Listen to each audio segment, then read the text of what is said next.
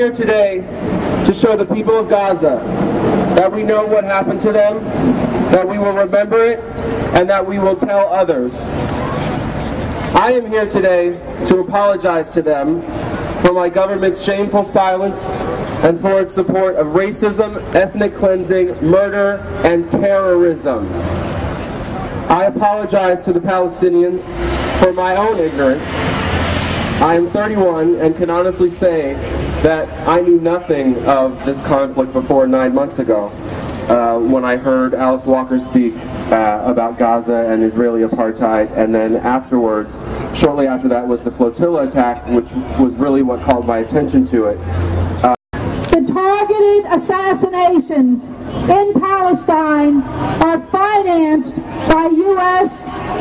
government, all of the tanks, the missiles, the drones, the West Bank and Gaza that carry out on a daily basis targeted assassinations. Those targeted assassinations, they come back here in terrible, terrible ways. As we saw yesterday with the assassinations in Arizona. Those targeted assassinations are the result of U.S. policies, U.S. support for terrorists right here in the U.S. today. Who bears the responsibility for what happened in Arizona yesterday? U.S. policies, U.S. wars all around the world that every single day justified targeted assassinations in the West Bank, in Gaza, in Pakistan, in Afghanistan, in Iraq, all over the world. We, as peaceful and justice-loving American people, don't support the mass military targeting of civilians. We don't support the imprisonment of an entire people. We don't support the use of military power for plunder and domination. We don't stand with the white phosphorus and the disgraceful checkpoints and the apartheid wall and the urban bombardments and the cruel siege tactics of the Israeli government and military. As decent American civil society, we stand with the legitimate hopes, aspirations, freedom, and sovereignty of the Palestinian people. All I want to say to the people that are walking past that think that this doesn't matter to you, it does, and it does affect you because your tax money is paying for the murder of children in Gaza and in Palestine. Over $8.2 million every single day from American tax money is going to Israel. So why are you jobless, starving, and broke? That's what you need to ask your government. So don't act like it doesn't affect you because it does. I just want to remember my friend Ayman, because on the 16th of January 2009, they shot 4 rockets into his house and they murdered his father. And not only did he lose his father, but it was also his birthday. So I just want to remember his father, Jamal Maramis from Gaza. Rest in peace. And free Palestine! Free Palestine! I would especially like to dedicate these words to my friend Amr Shurab, whose 2 brothers died in the Gaza attack. I was in San Francisco at the time, and we put on hearings on the impact of U.S. weapons on civilians in Gaza, and Amr came and spoke, and he related something that is very common, that when both of his brothers were shot with his father, they were driving their red truck when the curfew was lifted to check on their fields, and a tank opened fire on them. And even though there was medical assistance 1 mile away, and even an Israeli who wanted to help them, the army would not let them be treated. And so both brothers bled to death. And it is this bleeding to death and the impact and the trauma on every single person who has lost loved ones in Gaza and in the West Bank that we are standing here today. It says a lot when at UC Berkeley there is consideration of passing a resolution for divestment. It says a lot when at DePaul University and at Princeton University people are strongly considering boycotting Sabra Hummus, and in the case of Princeton there's a student referendum run for that. Even if those divestment efforts are not initially successful, it's a success and a victory when we are talking about BDS.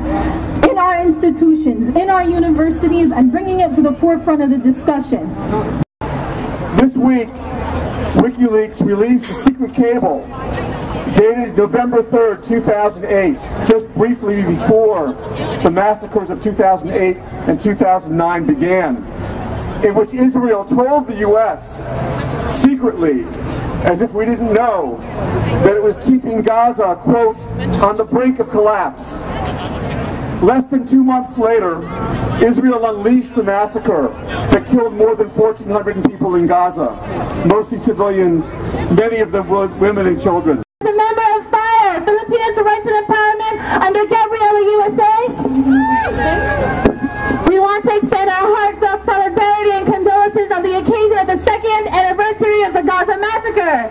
This tragedy has exposed the heightened contradictions within the U.S.-backed Israeli state, resulting in the continuous attacks on civilian communities in Palestine to protect not the lives of people, but imperialist interests. We must transform this tragedy, the Gaza massacre, into the building blocks of international solidarity. Israel is a racist state at its core. That is exactly what it is. It is a racist state based on ethnic cleansing and based on genocide, and they have absolutely no intention of stopping until they have cleansed, in their words, the entire area of the indigenous native Palestinian people. And we have to continue in this country to not only respond, but to take the movement to a higher level and have more people come into the movement. Because, again, U.S. tax dollars to Israel, our tax dollars, are what's allowing this to continue each and every single day. I had the opportunity to travel to the West Bank, and a little boy, only 9 years old, told me that he sees the Israeli children in the settlements just across the fence from where he lives, and how they're free to go about wherever they want. And he just wants to be free, just like them. But he feels trapped for the rest of his life. He just wants to go and see the ocean, which is only 90 miles from where he lives. But he can't because the Israeli government restricts his movement and does not allow him to cross the border to the land that they call Israel. Can you imagine being only 9 years old and feeling like you're trapped for the rest of your life and you cannot get out of the 20-mile zone that you call your hometown? Sometimes the Israeli government will cut off the water supply to his village. And so the children, sometimes they don't have water to drink. And so they're forced to buy soda at a really high cost. And the Israeli children in the settlements, they taunt them with water bottles. And they wave them in the air. And they pour the water into the ground. Can you imagine? This is what's happening among children. And this is what's happening in the West Bank, where there's some semblance of freedom.